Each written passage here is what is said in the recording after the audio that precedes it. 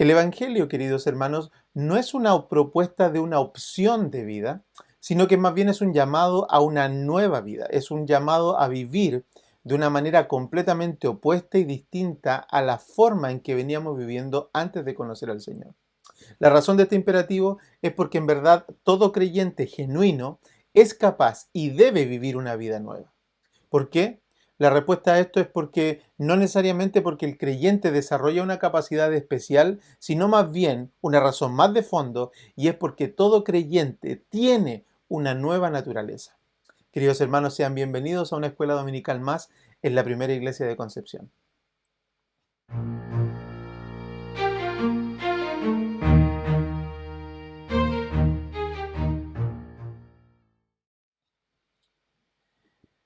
Hermanos amados, agradecemos al Señor este privilegio y estar juntos de nuevo para seguir avanzando en nuestras lecciones, en nuestras sesiones de estudio acerca de la epístola del apóstol Pablo a los Efesios. Hoy nos corresponde ver el capítulo 5 y ya estamos entrando al final de esta epístola donde estamos ya abordando los temas prácticos. A esta serie le hemos denominado de la teología a la práctica y ya pasamos la parte de la teología, ya pasamos a pesar de que todo esto es teología, ¿no es cierto? Pero en el fondo ya pasamos los fundamentos por los cuales ahora Pablo nos ayuda a vivir la práctica, a vivir el Evangelio de forma práctica. Así que estamos en el capítulo 5 y hemos empezado, digamos, con estos versículos, vamos a leer hoy día del 1 al 20, de una buena sección, es amplia, pero nos va a dar algunos elementos que creo que vamos a poder utilizar para poder traer a nuestra vida reflexión de la palabra del Señor que nos impulse, nos ayude, nos anime a vivir de una vida piadosa como el Evangelio lo demanda. Así que quiero invitarles a que leamos los versículos y luego vayamos introduciendo algunas cosas. Dice, vamos a leer Efesios capítulo 5 de los versos 1 al 20. Dice así: Sed pues imitadores de Dios como hijos amados, y andad en amor, como también Cristo nos amó y se entregó a sí mismo por nosotros, ofrenda y sacrificio a Dios en olor fragante. Pero fornicación y toda inmundicia o avaricia, ni aun se nombre entre vosotros como conviene a santos, ni palabras deshonestas, ni necedades, ni truanerías, que no convienen sino antes bien acciones de gracia. Porque sabéis esto, que ningún fornicario o inmundo o avaro, que es idólatra, tiene herencia en el reino de Cristo y de Dios. Nadie os engañe con palabras vanas, porque por estas cosas viene la ira de Dios sobre los hijos de desobediencia. No seáis, pues, partícipes con ellos. Porque en otro tiempo erais tinieblas, mas ahora sois luz en el Señor, andad como hijos de luz. Porque el fruto del Espíritu es en toda bondad y justicia y verdad, comprobando lo que es agradable al Señor, y no participéis de las obras infructuosas de las tinieblas, sino más bien reprendedlas. Porque vergonzoso es aún hablar lo que ellos hacen en secreto. Mas todas las cosas, cuando son puestas en evidencia por la luz, son hechas manifiestas, porque la luz es lo que manifiesta todo. Por lo cual dice, despiértate, tú que duermes, y levántate de los muertos y te alumbrará Cristo.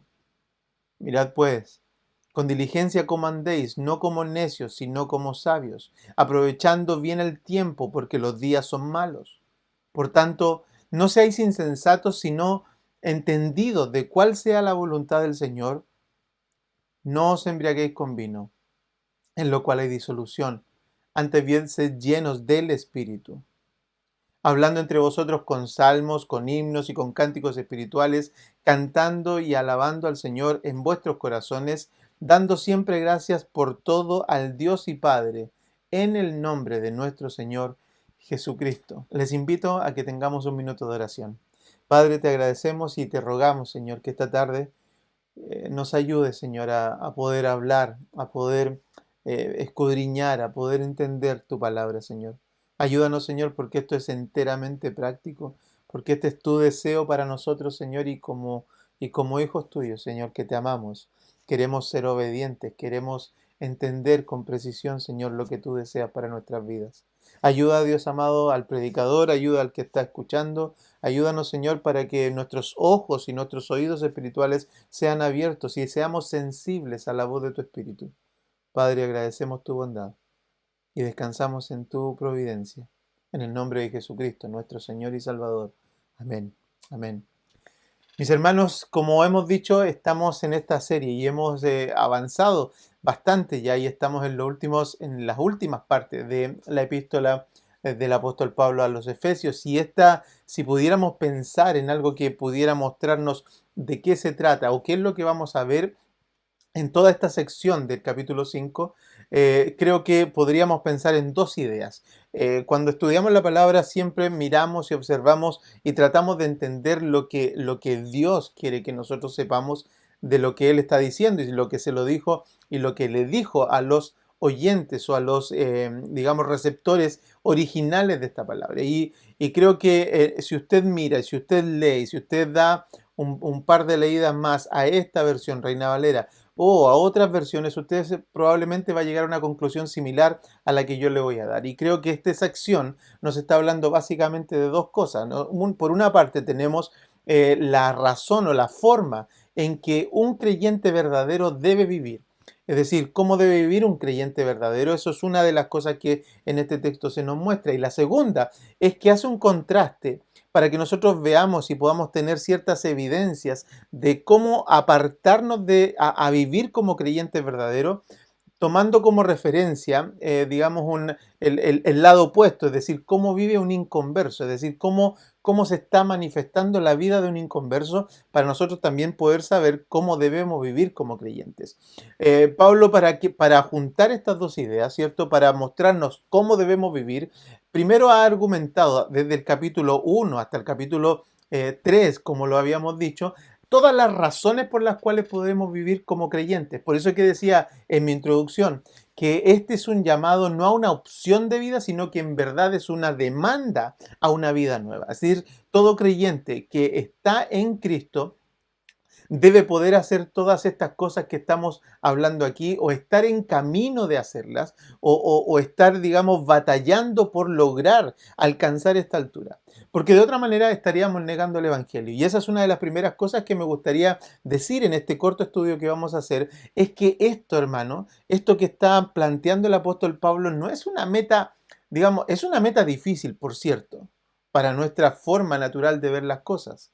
Pero es una meta posible en tanto en nosotros como creyentes el Espíritu Santo vive y Él nos da capacidades y Él nos ayuda y Él, digamos, como vive en nosotros, tiene entonces la potestad y nos ha hecho libres de la esclavitud del pecado, como ya lo he argumentado en los primeros capítulos. Entonces, como somos libres del pecado, ya no necesitamos, ni debemos, ni tenemos la necesidad de obedecer al pecado, sino que ahora queremos obedecer las cosas de la luz. Pablo está diciendo que en verdad nosotros vamos a poder hacer esto porque ya hemos recibido y estamos en aquellos lugares celestiales del capítulo 1 que nos ha dicho Efesios. Entonces, es una verdad de la cual el creyente debe apropiarse, de que tiene la posibilidad y tiene la capacidad dada por el Espíritu Santo que mora en nosotros de hacer todo esto. Pero nos da también algunas ideas de cómo son los inconversos y cómo viven.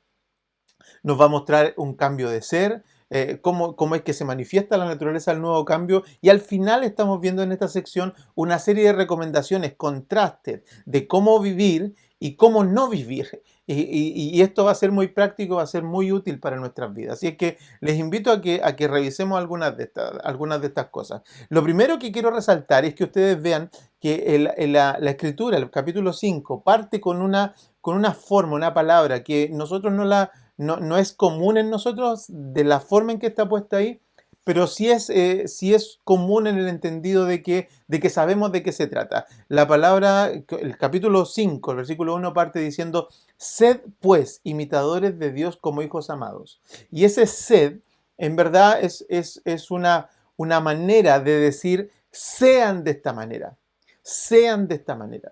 Y esa forma a nosotros nos llama mucho la atención y tiene que llamarnos la atención la expresión gramatical, la expresión cómo está dicha esa palabra. Y si usted la ve, si usted la estudia, se va a dar cuenta de que esta palabra es un imperativo.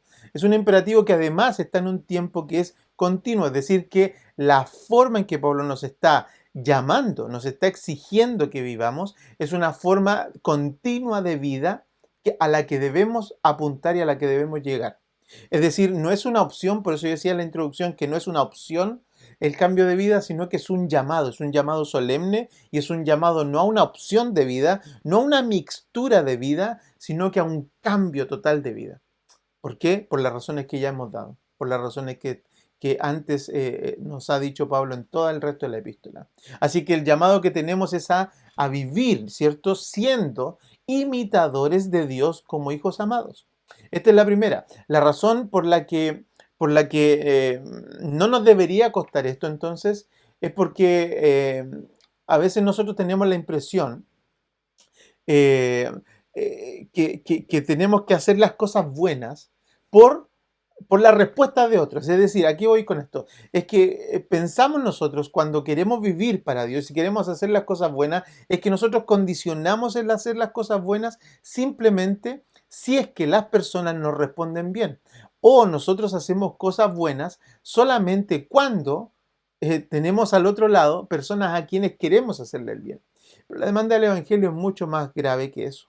La demanda del Evangelio es mucho más dura que eso. Es decir, el Evangelio nos llama a nosotros a vivir haciendo el bien y no cansarnos, no porque las personas nos respondan bien, no porque nos vaya bien, no porque de alguna manera las personas a quienes les estamos haciendo el bien nos caigan bien, o porque tengamos esperanza incluso de recibir alguna respuesta positiva, sino más bien la demanda del Evangelio dice que la razón por la que nosotros hacemos las cosas buenas es porque lo hacemos de la manera en que Cristo lo hizo hacia su Padre. Fíjense el versículo 2. Andad en amor, como también Cristo nos amó. Ahí está, la medida es Cristo. Como Cristo nos amó y se entregó a sí mismo por nosotros, y aquí está el punto, ofrenda y sacrificio a Dios en olor fragante.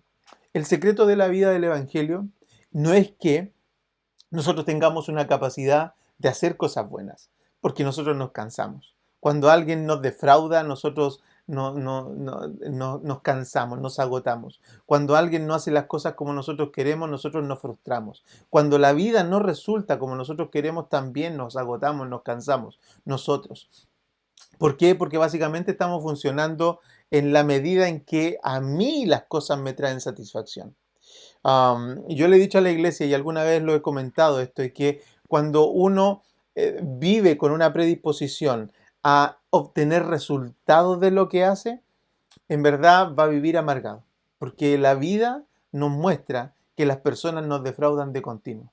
Y no es entonces el Evangelio, como algunos argumentan, vivir una vida entonces así como de estoicismo, de una vida en que se entrega y le da lo mismo, total, sabe que va a recibir lo malo y entonces ya vive sufriendo porque total la vida es así de sufriente. No, el cristiano no vive sufriendo. Un cristiano puede vivir con gozo. ¿Saben por qué? Porque aquí está la clave. El cristiano que vive con gozo, aunque no reciba de vuelta cosas buenas, vive con gozo porque él las cosas que está haciendo, las está haciendo, como dice aquí el versículo 2, como una ofrenda, como un sacrificio a Dios en olor fragante. Es decir, que cuando yo actúo bien o cuando usted sirve, sin necesariamente que las personas no respondan, porque eso es trágico, ¿no es cierto? Y es común en nuestra vida. Uno intenta hacer servir, servir, servir, ¿cierto? Y no necesariamente recibimos las respuestas como corresponden, no necesariamente recibimos gratitud, no necesariamente recibimos, digamos, recompensa por lo que hacemos.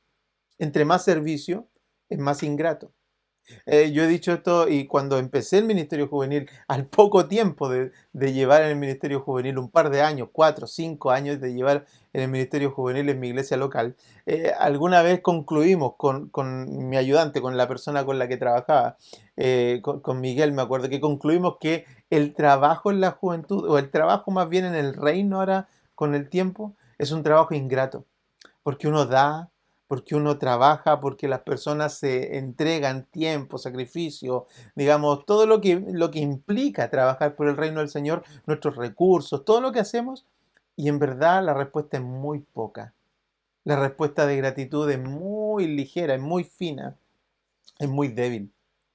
Así que la salida para eso, el antídoto para eso, para vivir una vida deprimida, sirviendo y viviendo amargado en el servicio del Señor, es que nosotros comprendamos que la única manera a la que el Evangelio nos llama no es a vivir a darlo todo con resignación. Resignación no es el punto. Tampoco es como decía el padre Hurtado, que decía hay que dar hasta que duela. No, hay que dar hasta que sepamos que estamos dando como una ofrenda a Dios. Eso lo resuelve todo. Eso lo cambia todo porque el amor de Dios es inagotable, porque los recursos de Dios son inagotables, pero además lo que Dios nos ha dado es tan supremo que nosotros nunca lo podemos pagar. Así que cuando damos a Dios es una buena manera de traer gozo a nuestro corazón porque finalmente lo estamos haciendo por Él, no necesariamente por las personas. Lo hacemos por Él. Cristo lo que hizo, lo hizo por Él. Se dio en amor por nosotros, pero por amor a su Padre. Y eso lo cambió todo. Eso hizo que Él tuviera fuerza en Getsemaní. Eso hizo que Él tuviera fuerza en la cruz. Eso hizo que Él tuviera más tarde entonces su recompensa en la resurrección. Hermanos, la manera a la que ya somos llamados a vivir en el cristianismo es vivir como una ofrenda para Dios.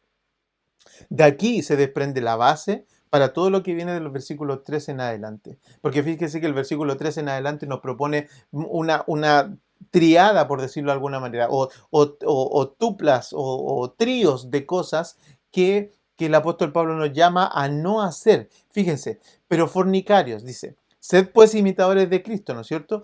Pero, dice, fornicarios, la fornicación y toda inmundicia y toda avaricia, ni aun se nombre entre vosotros como conviene a santos, ni palabras deshonestas, ni necedades, ni truanerías, que no conviene, sino antes bien acciones de gracias.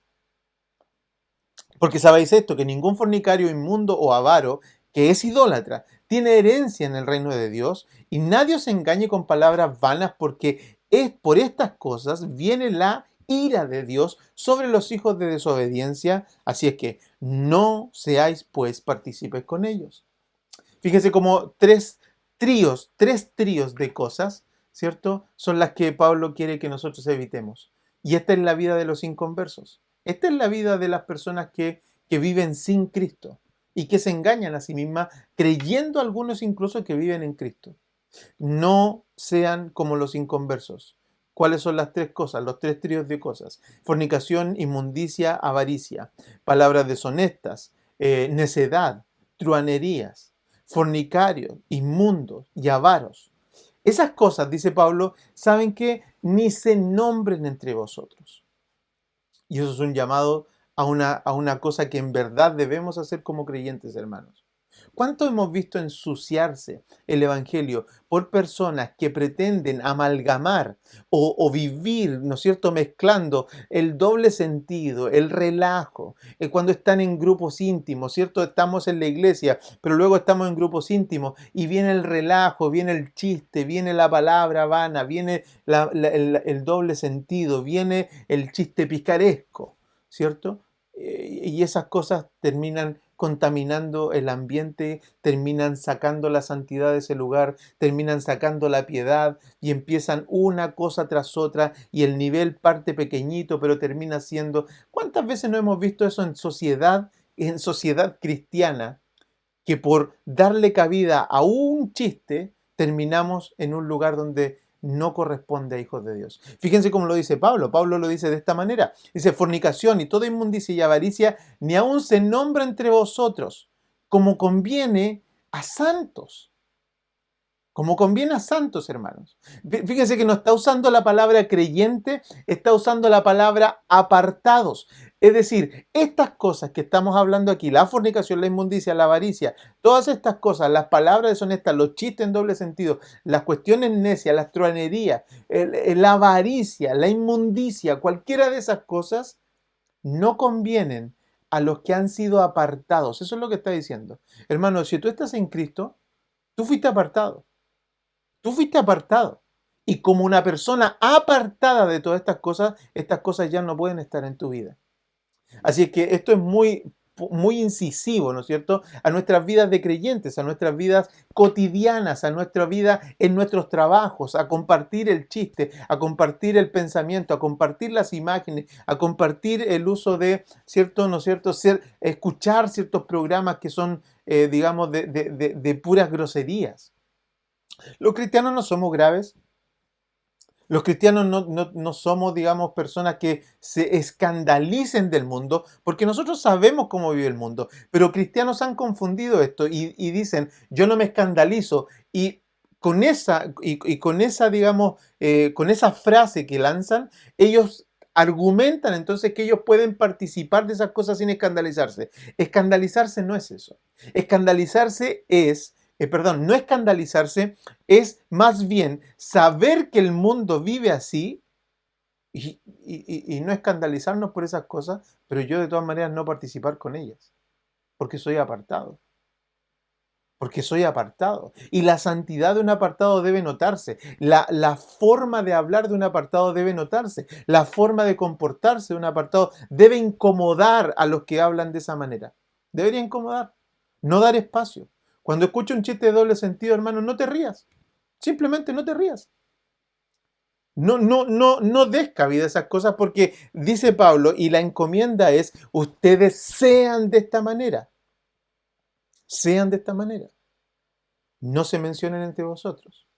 Muestra las tres cosas, los tres tríos, ¿no es cierto? Estos tres tríos son la fornicación, la inmundicia y la avaricia. Las palabras deshonestas, ¿cierto? La necedad. Fíjense que ahí la necedad, ¿cierto? Es esa, digamos, forma de vivir liviana. La necedad tiene que ver con eso, con una forma de vivir liviana.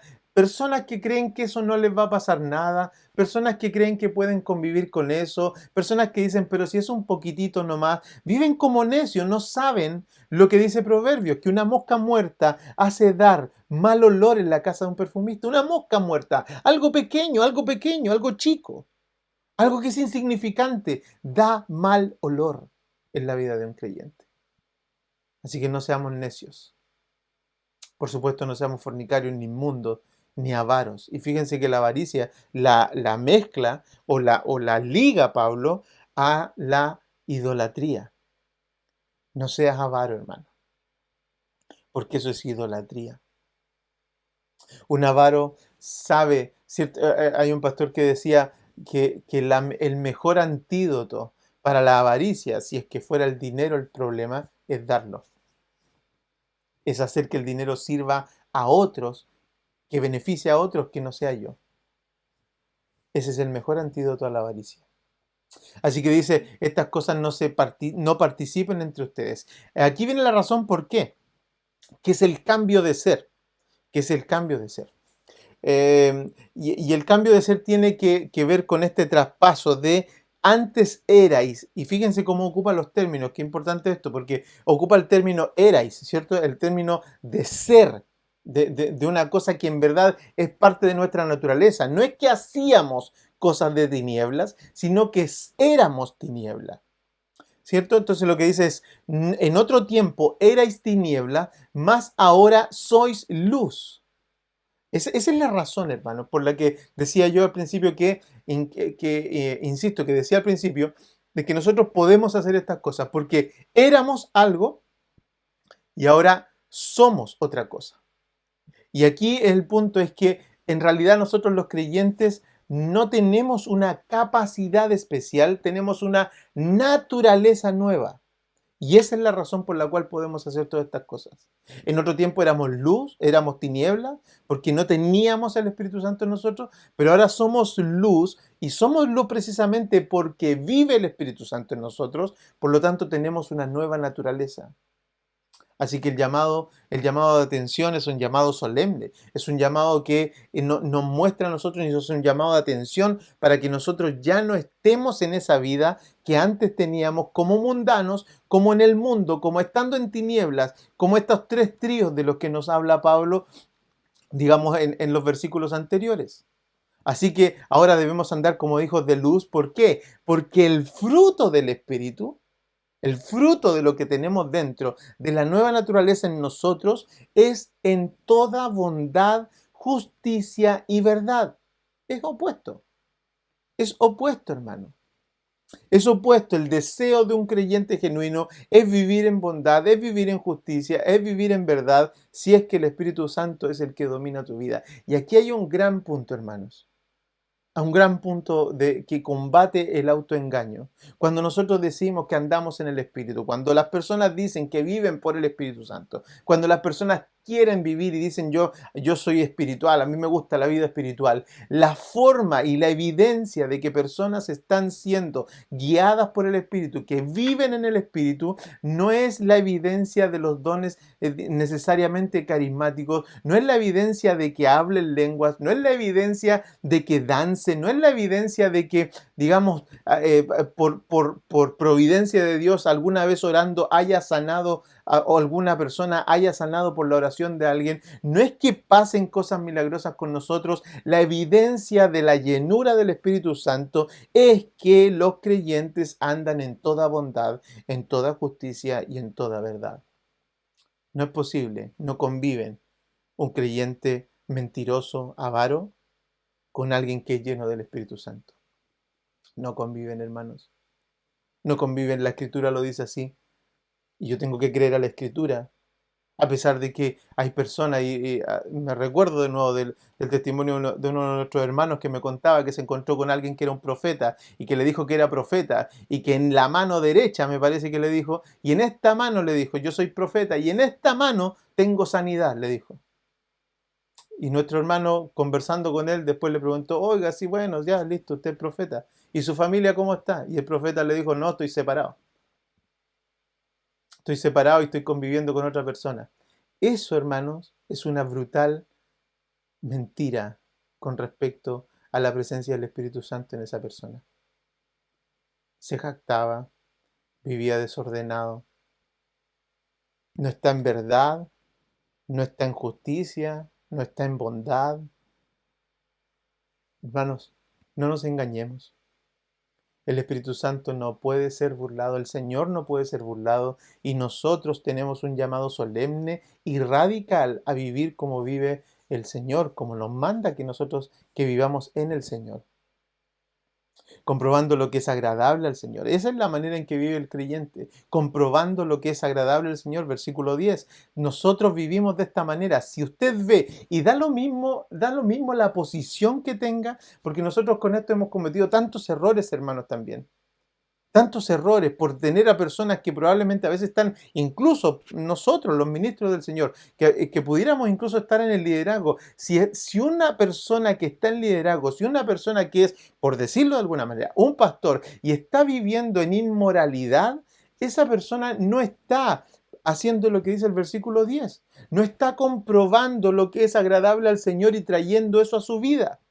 La vida de un creyente es alguien que está descubriendo su nueva vida y está trayendo eso a su vida. Es la vida de un niño que está aprendiendo a caminar, que está mirando su entorno y está trayendo todo eso a su vida, que sabe, está aprendiendo cómo habla su papá, su mamá y está trayendo esas palabras a su vida. No está trayendo otras cosas, sino lo que está aprendiendo de su padre, de su naturaleza, de su entorno más cercano. El creyente es alguien que vive comprobando lo que es agradable a Dios y por consecuencia o por contraste, todo lo que no es agradable a Dios lo desecha y él prueba lo que es agradable a Dios. Así que la demanda del versículo 11 en verdad no es una demanda exigente, es una demanda, digamos, normal, natural. No participéis en las obras infructuosas de las tinieblas, hermano. No participes. Y esto se vuelve práctico para nuestras vidas y esto es en verdad la práctica del Evangelio y esto es en verdad vivir llenos del Espíritu, los frutos, el fruto del Espíritu de Gálatas. Esta es la manera. No participen en las obras infructuosas de las tinieblas, porque es vergonzoso. Es vergonzoso aún hablar lo que ellos hacen en secreto. Es un llamado real.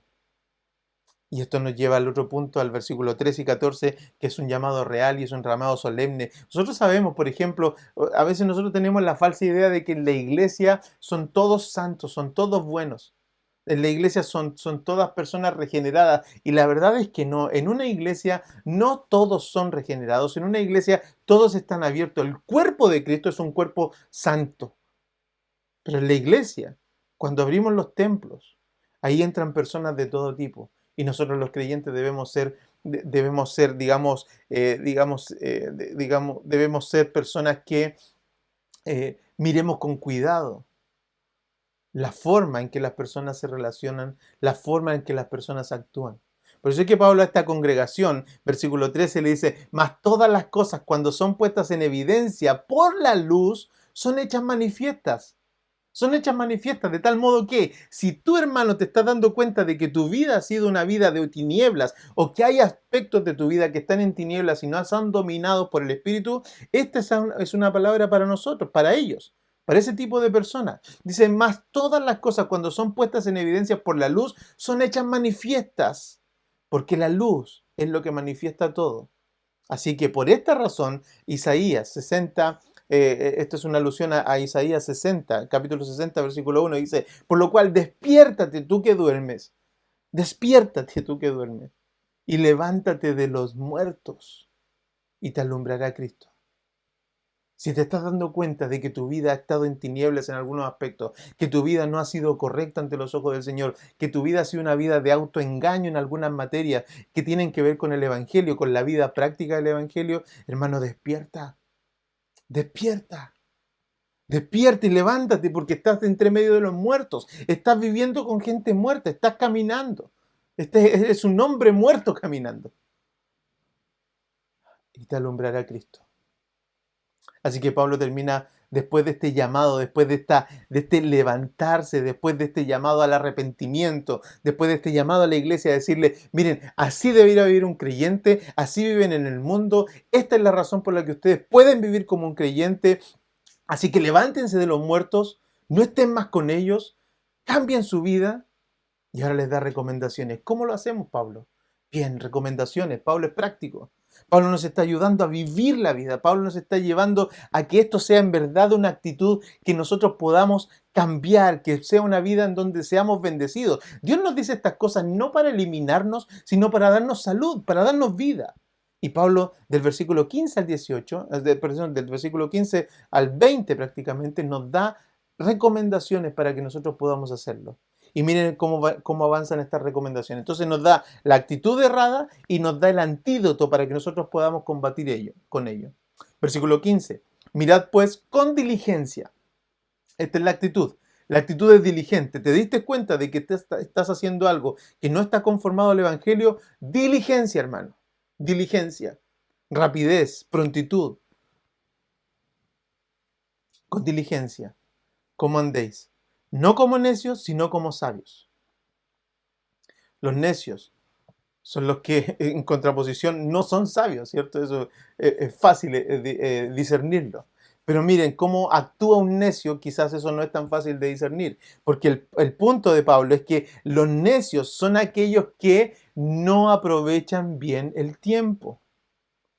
Esos son los necios que Pablo está hablando aquí. Es muy preciso, es muy puntual. Son necios todos aquellos que no están aprovechando bien su tiempo.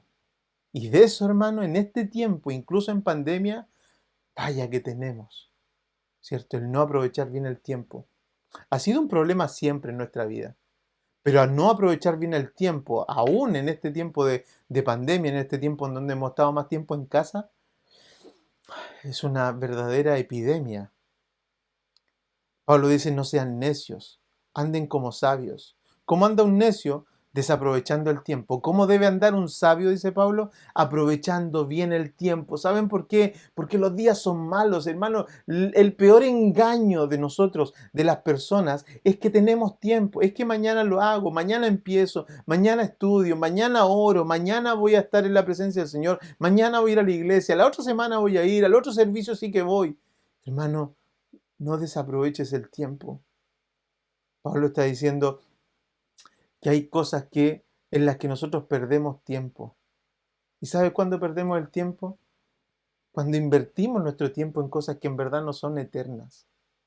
Cuando se nos gasta la vida. No estoy diciendo que apartemos tiempo para aquellas cosas que son necesarias hacer, pero tú y yo sabemos cuándo en verdad estamos gastando nuestro tiempo, estamos dando nuestra vida, estamos dando nuestra energía por aquellas cosas que no son eternas, por aquellas cosas que en verdad no nos traen a nosotros a una vida de creyentes. No andéis como necios. Aprovecha el tiempo porque los días son malos, hermano. Por tanto, no seáis insensatos, que es la segunda mala actitud. Dice, no seáis insensatos, sino entendidos, entendidos de cuál sea la voluntad del Señor. El contraste es simple, ¿no es cierto? Insensatos, ¿quiénes son? Entonces, los insensatos son aquellos que no entienden cuál es la voluntad del Señor. Eso es una persona insensata. Y tiene razón o tiene coherencia esto, porque, hermano, si tú no sabes la voluntad del Señor, si no te interesas por conocer la palabra, si no te interesas por conocer cómo es tu Dios, cómo actúa, cómo piensa, cómo reacciona, qué es lo que ama, qué es lo que no ama, cómo es que Dios actúa en su mundo y hacia nosotros como los creyentes, hermano, la Escritura avala para que podamos decir de esas personas que son insensatas, que no tienen sensatez, que no actúan con cordura. El sensato, la persona sensata, es una persona que empieza a aprender cuál es la voluntad de su Señor. Lo tercero es que Pablo dice, versículo 18, no os embriaguéis con vino, en lo cual hay disolución, antes bien sed llenos. Y esto es lo que está concluyendo. Esto es lo que está concluyendo, es como una especie de conclusión el versículo 18 y va a terminar con algunas, digamos, palabras de aliento final, pero está concluyendo, hermano, no os embriaguéis con vino. Y esto no es simplemente un llamado a la no borrachera, a no embriagarse, sino que el sentido profundo, esto es porque más bien está contraponiendo esto con ser llenos del Espíritu. Lo que está diciendo Pablo básicamente es que no caigamos en el estado en que cae una persona embriagada. ¿Cuál es ese estado? Una persona que no puede dominar nada. Una persona que tambalea, una persona que no puede medir sus palabras, una persona que no puede hablar con claridad, una persona que no puede tener estabilidad, una persona que no tiene sus cinco sentidos como corresponde, una persona a la que alguien podría botar fácilmente con un simple empujón, alguien a quien lo podrían engañar, alguien a quien le pueden pintar la cara, alguien a quien lo pueden hacer subir a cualquier parte. Pero, hermanos amados, creo que ustedes me entienden el punto. Una persona embriagada es una persona que no tiene dominio ni control de nada acerca de él, ni de su familia, ni de su pertenencia, ni de nada. ¿Cuál es el antídoto para eso? Hermanos, sed llenos del Espíritu. Hermanos, si tú vives en una vida donde en verdad no tomas las riendas de tu vida espiritualmente y físicamente y digamos visiblemente, si no tienes las riendas de tu vida, mira, si tú no estás manejando el auto, alguien lo está manejando. Si tú no estás tomando las riendas de tu vida, si tú no estás determinando cómo vas a conocer más a tu Señor, si tú no estás determinando cómo vas a servir en tu iglesia, si tú no estás dominando cómo tú te vas a relacionar con el resto de los creyentes, cómo vas a hacer que tu vida sea una vida piadosa que agrada a Dios, alguien más lo está haciendo por ti. Alguien está manejando ese auto. Y si no eres tú, es alguien más. Pablo está diciendo, no sean como aquellos que se embriagan con vino. Antes bien, sean dominados, no por el vino, sino que sean dominados por el Espíritu Santo. Ser lleno tiene que ver con, imaginen un barco a vela. Imaginen un barco a vela que tiene la vela y que el viento lo golpea y llena toda la vela para darle dirección. Lo que Pablo está diciendo es esa idea. Está diciendo, sean como probablemente un barco a vela, ¿no es cierto? Y que el viento del Espíritu, el Espíritu Santo que llena esa vela, da dirección al barco. Sean dominados por el Espíritu. Seamos dominados por el Espíritu. ¿De qué manera somos dominados por el Espíritu? De esta manera, mire, versículos 19 y 20 dice, hablando entre vosotros con salmos, con himnos, con cánticos espirituales, cantando y alabando al Señor en vuestros corazones, dando siempre gracias por todo al Dios y Padre en el nombre de nuestro Señor Jesucristo. ¿Se fijan por qué podemos hacer las cosas del principio? Porque andamos así, llenos del Espíritu. Llenos del Espíritu, un lleno del Espíritu anda con los salmos en su boca, con los salmos en su boca, hablando entre vosotros con salmos. ¿Qué hay ahí? Una seria indicación a que no está inventando salmos, se los aprendió, los leyó, los memorizó, los sabe, los lee diariamente. Por favor, piensen en esto, que esto no es simplemente los salmos. Para nosotros esto correspondería a toda la escritura, incluso a la carta de Efesios, la carta de Gálatas, Juan. ¿Por qué? Porque para ellos precisamente lo que tenían como escritura era el Antiguo Testamento, y entre ellos las cosas que más se leían habitualmente eran los salmos. Pero entre nosotros esto equivale a la palabra. Andando entre vosotros con salmos, con himnos, con cánticos espirituales, teniendo a Dios, rememorando a Dios en cada día, en cada cosa que hacemos, hermanos.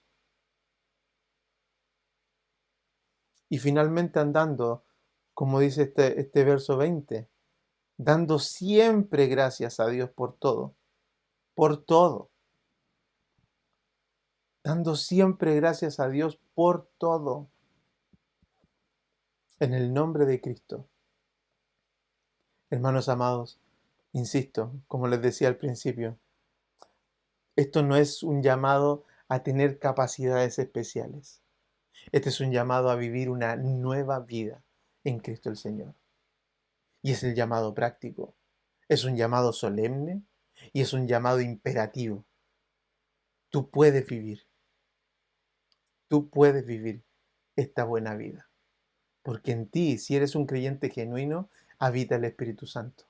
Y Él te capacita, Él te trae a la verdad, Él te bendice, Él te ayuda, porque eso es el gran ayudante de Dios para llevar a los creyentes a través de la vida en el Evangelio.